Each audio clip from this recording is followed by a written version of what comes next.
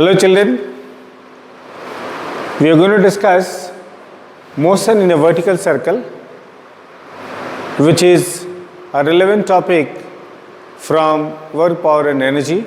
I see a lot of students struggling with this topic, so we are discussing motion in a vertical circle. You must have experienced when you were a child, you take a stone and tie with the rope and move in a vertical circle. Two things you'll notice. First thing is that the object will move in a vertical circle only as long as the string is tight, number one. Because essentially, the motion in the vertical circle requires a centripetal force, and the centripetal force is provided by the tension. So you can move in the vertical circle only as long as the string is tight. If the string will become loose, it will slacken, then you won't be able to move in a vertical circle. So as you move the mass up from the lowest point, you are doing work against gravity, right? So the velocity goes on decreasing. So if the velocity here at the lowest point is not large enough, the string will become loose before reaching the top, and the object will leave its path, right? So here we will see an object is moving a vertical circle like this. This is the lowest point. O is the center. Lowest point is A. Then in the first quadrant we have point B, and again at the top we have point C. So we will calculate what should be the minimum velocity at the lowest point so that it is able to complete a circular path. That's number one. And then we will calculate velocities as B and C, number two. And number three, we will compare the kinetic energy at point B and C, right? So let's see, the object has got velocity V0 at the lowest point. Clear? So in a vertical circle,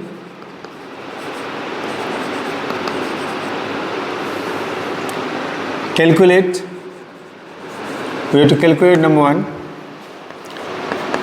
minimum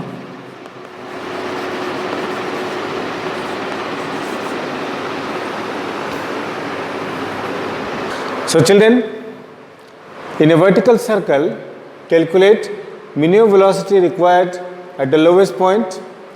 Here velocity at B, velocity at C, and also the ratio of kinetic energy at points B and C respectively. So let's see here. At the lowest point, solution now.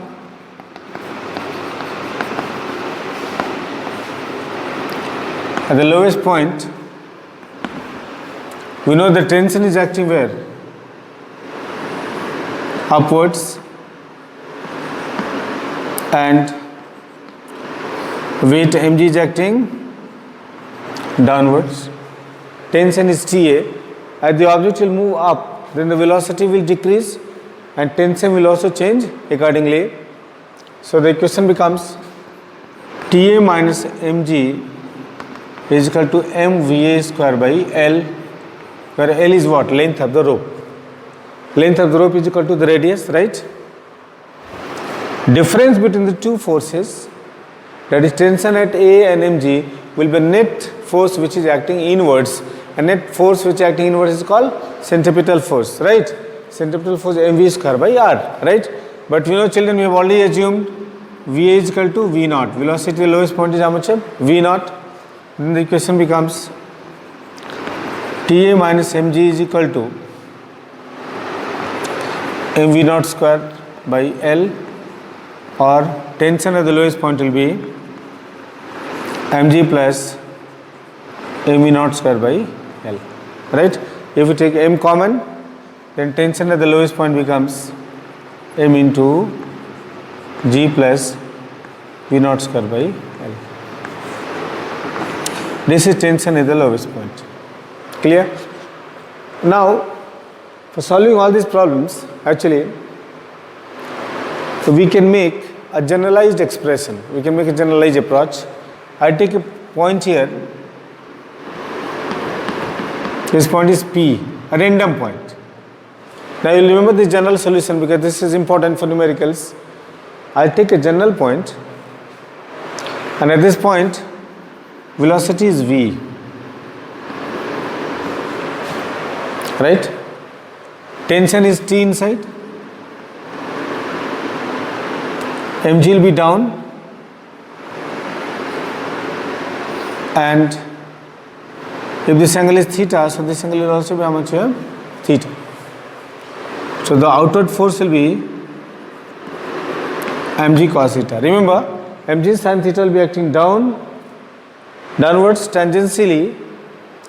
Will play the role of a restoring force. We will not discuss that. We are discussing net centripetal force. Net centripetal force will be T minus mg cos theta. So we have at point P, children, equation becomes T minus mg cos theta is equal to mv square by L. Clear? Now v is velocity at point P. This is point P. Interesting thing, as the object will go up,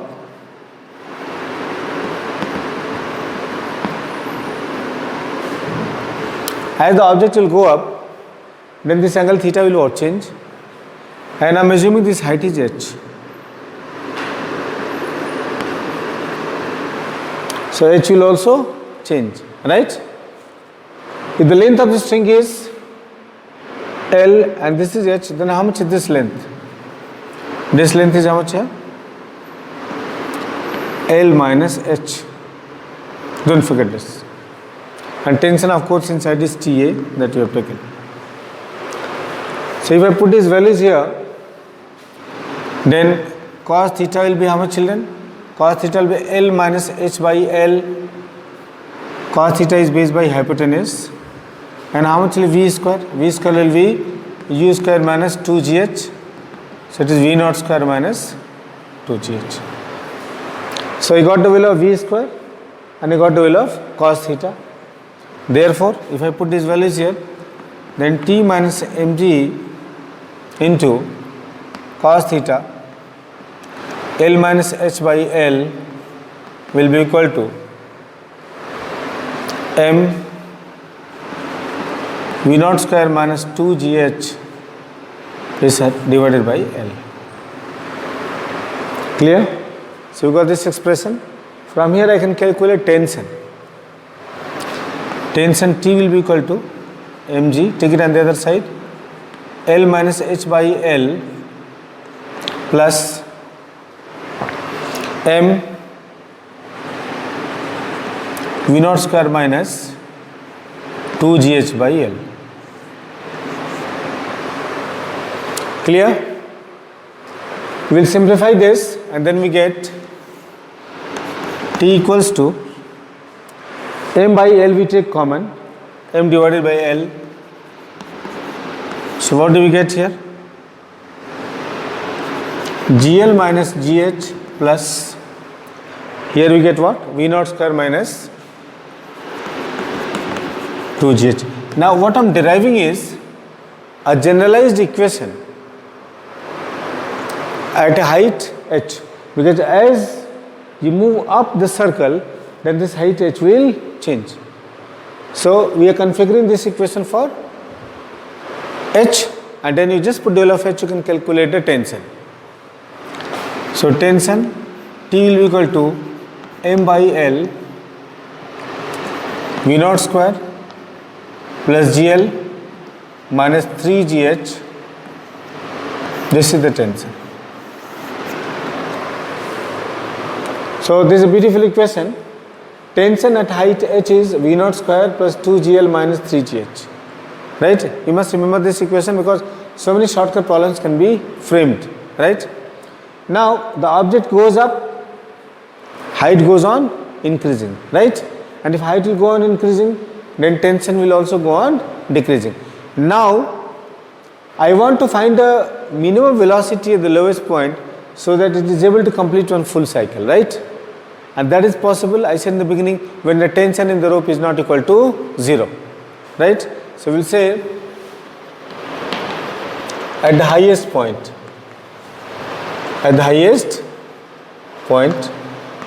H will be equal to how much here? Twice L.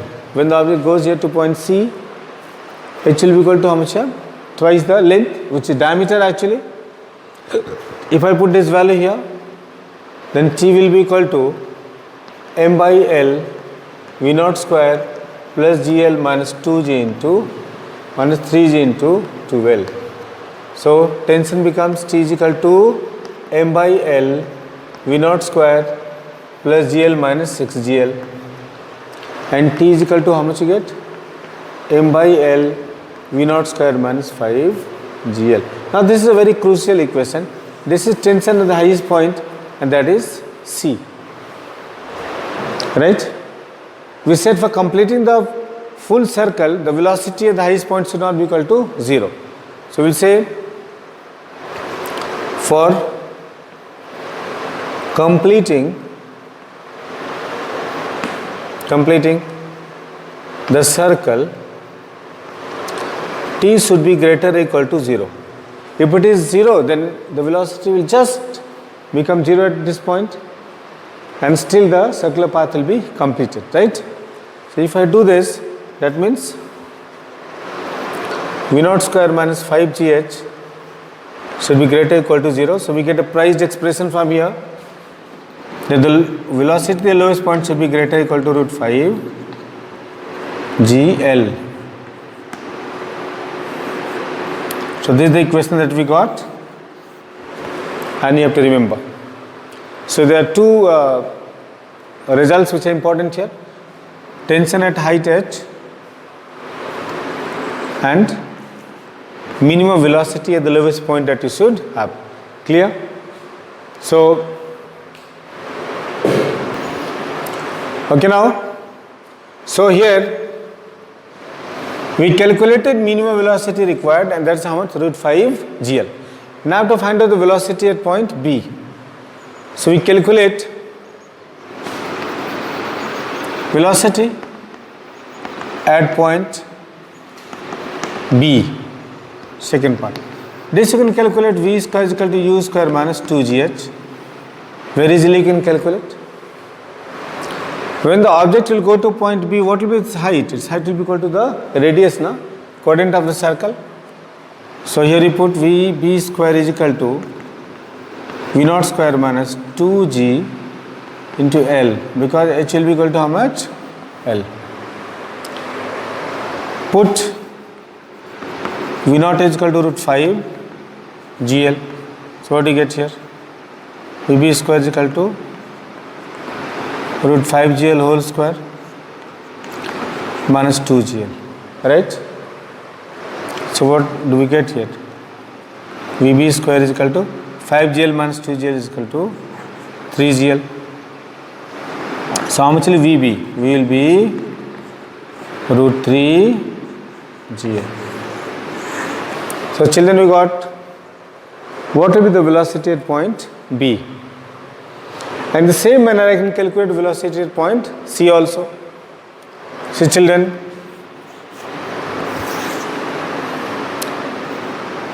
third case, velocity at point C. Again VC square will be U square minus 2GH. When you go to point C, children, then how much is the height? Height is equal to diameter 12, and we know already that this is V naught square minus 2G into 12. And V naught square will be how much? 5GL minus 4GL. So it is GL. We got VC square is equal to GL. Then how much is VC? VC is equal to root GL. So we got what will be the velocity at the highest point, right? Now once we got this, then we proceed to answer the fourth part.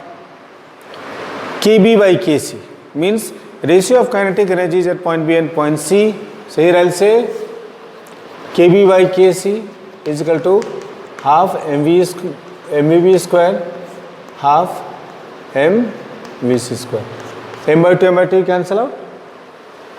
So we get vb square by vc square. And how much is vb square? You will see there 3gl. vc square is how much here? gl. So it is 3:1. So here we got kb by kc is equal to 3:1. Right? So this is actually very easy. You can do it if you work a little bit on the concept. Okay? All right? Now we'll discuss another problem. It's written on the board here. If an object is launched into a vertical circle with velocity at 5 gl, calculate tension at points B and C. This is the circuit. This is the circle which is given. I have to calculate tension at point B and tension at point C. You know the tension at both these points will be directed where? Inside. This is tension at B and tension at C. Children, I am launching it from here. So height of this point is h is equal to L, and height of this point is how much? H is equal to 2L. Right? For doing this problem,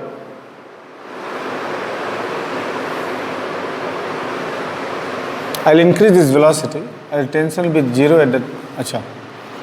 ठीक है. Keep root 5 gl. Velocity to the lowest point is how much? Root 5 gl. Now I don't have to do derivations again. If you remember the shortcut formula, I already gave the formula solution. Tension at height h. You already got, children, the equation.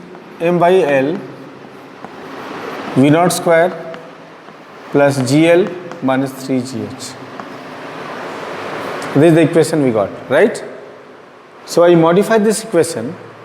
I know here V naught is already given as root 5 GL. I just modify this equation according to my need. At point B, case 1, at point B. If I go to point B, children, then H is equal to how much? L. H is equal to how much? L at point B. If you go from here to a quadrant of a circle, then how much height do you go? You go height H, no? You are going from here to here. So height is how much? H. If I put it here, then tension at B will be equal to M by L. V naught square is root 5 GL square plus GL minus 3G into L. Right? Then TB is equal to how much of, children? M by L 5GL plus GL minus 3GL. If I simplify, it becomes M by L into 3GL. Cancel out L and L. Then tension at point B will be how much? 3 mg. So twice tension at point B will be thrice the what? Weight of the body. It is 3 mg. Mg is the weight of the body. So you can see at point B the tension will be 3 mg. Now if in a numerical problem they give the value of mass, we'll just put the value of mass out here. Now this is shortcut formula, which is, remember, the shortcut formula is really very helpful. There is a shortcut formula for tension at any point in a vertical circle. Okay. Now at point C, case 2. At point C, remember, children, V naught is equal to how much here? Root 5 GL. So at point C when I go, then what is the height? Height is equal to the diameter, which is twice L. So let's put it here. TC is equal to M by L V naught square plus GL minus 3GH. If you put in all the values, then what do you get? You get M by L V naught square is 5GL plus GL minus 3G into 2L. 3 2 are 6. This cancels out. So how much is tension at point C? 0. So at point C, how much is tension out here? 0. This is why we said that minimum velocity should be root 5 GL. If the velocity is more than root 5 GL, then it will come down, otherwise here tension will become almost 0, right? So this is a limiting case, right? Okay. Okay children, we will be discussing another important concept now, spring block system. Let's understand what is spring block system. Here we have a block of mass m. It is given a velocity v0, right? And then with this velocity v0, it is launched on a surface towards a spring here.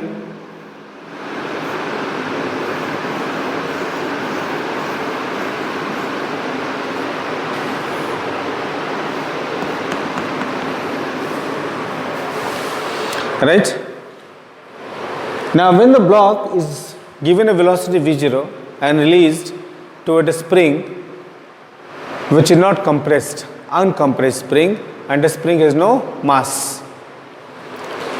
So we have to calculate how much compression it will produce. Case 1, when the surface is smooth, and case 2, when the surface is rough.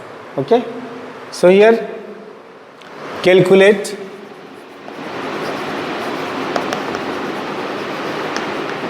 compression in the spring when number 1 smooth surface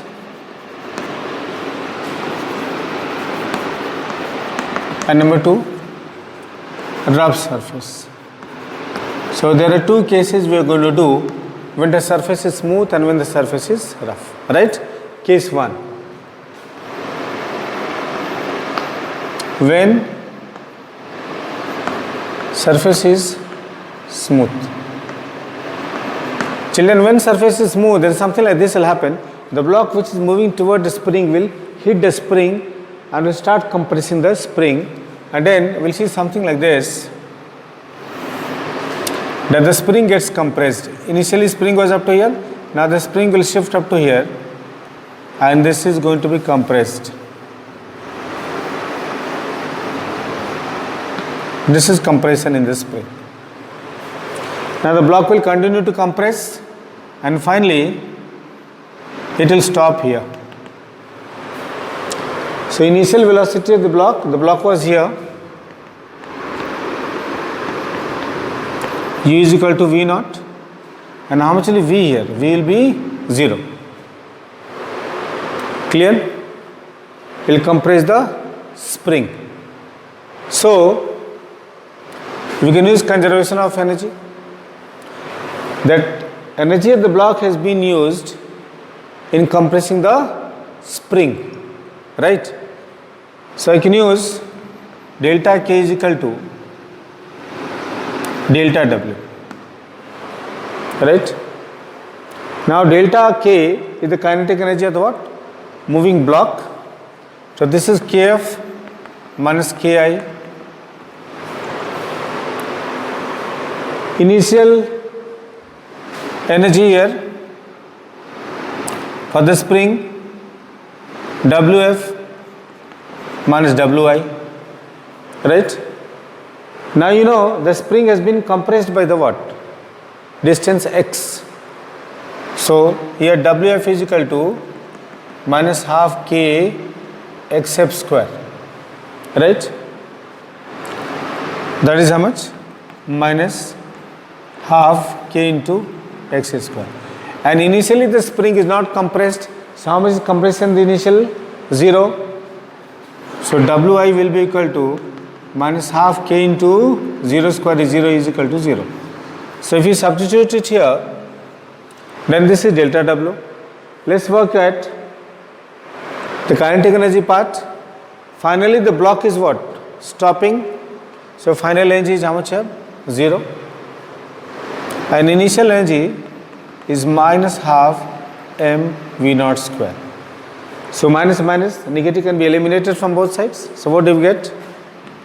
Half m v naught square is equal to half K into x square. You can cancel half and half. Then what do you get from here? Kx square is equal to mv naught square. If you solve it for x, then x square becomes m by k into v naught square. X is equal to m by k into v naught square, and therefore you say, therefore maximum compression xm is equal to m by k into v naught square. V naught you can take outside the root, then xm is equal to, we have till then, root m by k into v naught. So when the surface is smooth, this much of compression will be done. Now this energy that we calculated, remember, is final minus initial. When the block will stop, then the kinetic energy will be 0. I can discuss the same thing by using, in another words also, conservation of energy. That energy of the moving block is equal to work done in the compression of the spring. The same thing I have done here. So I am sure you understood it. This is the maximum elongation in the spring when the surface is smooth. This is case 1. Case 2, when the surface is rough. Case 2, when surface is rough. Children, when surface is rough, then we will assume this distance will be given to you is d. Remember, d is given already, but in the first case d will not make a difference because the surface is what? Smooth. You keep the block here, you keep the block here, anywhere, there will be no effect on the block because no energy will be lost against friction. But case 2, when the surface is not smooth, when the surface is rough, then work done will be in what? 2 ways. One way, as the block will travel and reach up to here, it will do work against friction. As it will compress it further through a distance x, here also will do work against friction. So part 1 is work will be done against friction, and part 2 is work will be done against spring, right? So I can use the same equation. Here let's see the situation. The block was here, and then finally the block is here and the spring is here. So the total distance here traveled by the block is how much? D plus x. This is where the spring is placed. This is d plus x. And the compression of the spring actually started from here. This is x. This distance is x. This distance is d. So when I calculate total work done, it will work done against friction plus work done against the spring, and for mg is acting where? Downwards. Normal action is acting upwards. The block is moving to the right with the velocity v0. So force of friction is acting where? Towards the left. Clear? So I can modify my previous equation that kinetic energy is equal to work done against friction plus work done against spring, right? And kinetic energy is how much? Half mv naught square. Work done against friction, children, you already know, is force of friction, mu r into distance is d plus x, plus work done against spring is how much? Half k into x square. So this is going to be a quadratic equation that we need to solve, right?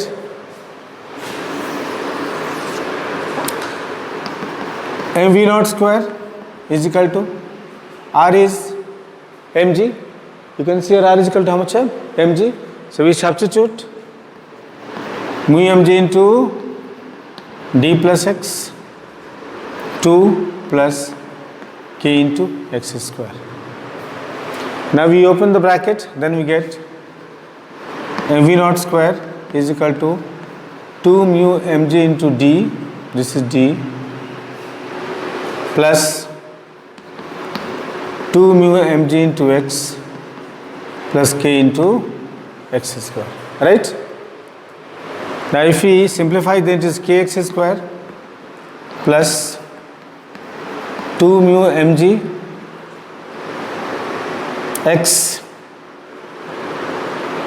plus 2 mu mg d minus v naught square is equal to 0. So children, this is a quadratic equation. I can use the formula x is equal to minus b plus minus root of b square minus 4ac by 2a. We can use Sridharacharya formula for this. X equals to minus 2 mu mg plus root over 2 mu mg square minus 4 k into 2 mu mgd minus mv naught square divided by 2k. Now, in practical scenarios, they will give you the value of mass, they will give you the value of mu, they will give you the value of g, and they will also give the value of d. Everything will be known to you, so you can easily solve it. You can strike out 2 overall. So you get here compression x is equal to mu mg plus root over mu square m square g square plus minus mu into 2 mu mgd minus v naught square divided by k. Now this is a question of simple mathematics, and I'm sure you can do it.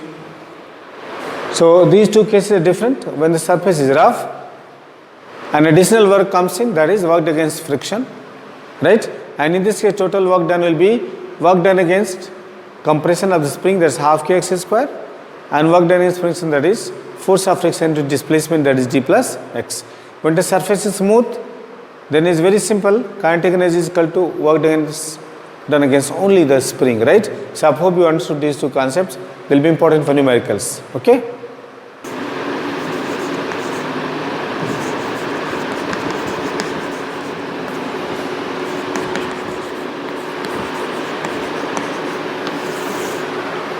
Nuclear energy. Now children, we will discuss what is nuclear energy. See, nucleus of the atom contains lots of what? Energy. There is a physicist Albert Einstein. He predicted mass is converted into energy, then it will be done according to a relation called mass energy equivalence. Mass energy equivalent. If mass m is converted into energy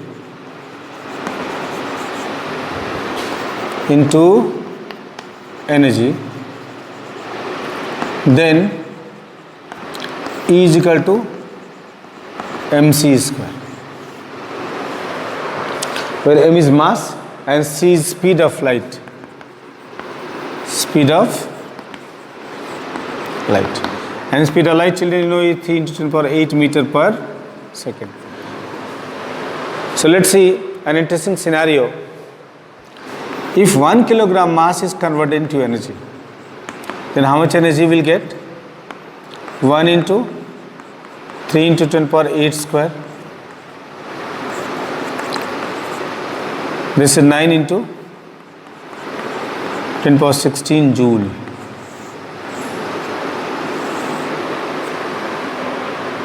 Can you imagine? Such a huge amount of energy will be released. So you must be wondering that every day you see your mother cooking, at home using what? LPG cylinder, and this much energy is not released. The answer is the nuclear energy cannot be gained by burning objects, but through very complex processes. There are two ways in which nuclear energy can be released. realized. One is nuclear fission and nuclear fusion. Actually, children, this mass m which we are using is very crucial. This mass will not change into energy under ordinary conditions. It can be done in two ways. One is nuclear fission and the other is nuclear fusion. Around the Second World War, Otto Hahn and Strassmann, two German physicists, they were exactly studying the same phenomenon. And they happened to bombard uranium-235, which is one of the isotopes of uranium, using neutron, and they got krypton, they got barium, they got 3 neutrons, and plus they got energy nearly 200 million electron volt. From one single nucleus, this much energy was harnessed. Understand?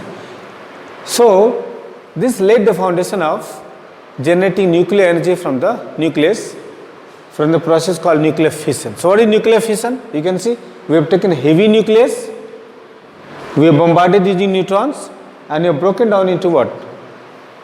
Krypton, barium, 3 neutrons, and energy is what? Released. It's like assuming that I have a large liquid drop, I bombard using what? Neutron, which is a neutral particle, into the nucleus. I break it up, then I get 2 smaller nuclei, one is barium, the other is krypton, and then 3 neutrons are produced, and of course this energy is also released. So this is called nuclear fission. We will be dealing with this discussion in class 12 little bit, and then in subsequent senior classes. Nuclear fission. So one way to generate energy, so nuclear fission is what? Splitting a nucleus. But any nucleus will not do. We require nuclei which can be easily broken up. These are called radioactive elements. Now, the second process is nuclear fusion. So nuclear fusion is just the opposite of nuclear fission. We derive lot of energy in our day-to-day lives. In fact, it is impossible to imagine life on Earth anywhere in the planet or anywhere in the universe so far without light from the sun, right? And this light from the sun is generated by using nuclear fusion, right? So nuclear fusion is just the opposite of nuclear fission. In fusion, fusion means what? Mixing up 4 hydrogen isotopes combined together. But this will again happen under very extraordinary conditions. You require extremely high temperature, right? So nuclear fusion, here we have is the process in which smaller nuclei combine. For example, 4 hydrogen nuclei, 4 protons combine to form 1 helium plus 2 plus 1 is 0 plus energy. This particle which you are saying is an antiparticle positron. Now, during this process as well as during this process, a small amount of mass is converted into energy actually, delta m or m, whatever you say. And this is the energy we are seeing out here and out here. So nuclear fusion, sun generates energy using nuclear fusion. It converts hydrogen isotopes into helium, right? 2 positrons are released and energy immense. It could be as much as 1000 times more than the energy released in nuclear fission, right? So the nuclear energy, in fact, will produce very large amount of energy by using very small amount of mass, right? And this can be done in 2 ways: by breaking up a bigger nucleus into smaller nuclei by bombarding. There is nuclear fission, and then here we have nuclear fusion, right? In which smaller nuclei will combine to form a bigger nucleus, like 4 hydrogen isotopes will combine to form helium. This is what is happening at the sun also. Slowly after a few billion years, sun will spin all its what? Hydrogen isotopes and will become a dying planet, and finally it will be dead, it will become supernova. There are a lot of stages that we will be studying later on, okay. So this is a brief study of nuclear energy, okay.